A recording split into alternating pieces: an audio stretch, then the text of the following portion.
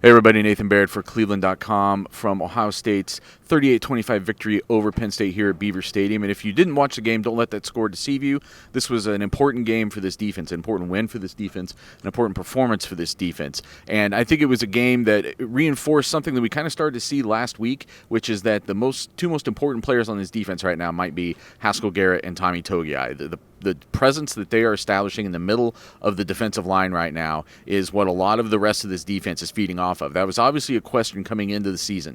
What was going to happen from the interior defensive line after you lost three fifth-year seniors who played so much last year, three guys who, two of which at least have gone on to professional opportunities. They're kind of an understated, kind of quiet, important performance last year from those guys, and who was going to pick up the slack, and were they going to have the depth there to rotate the way they wanted to and get a real impact there? Were you going to have a drop-off when you got away from the frontline guys?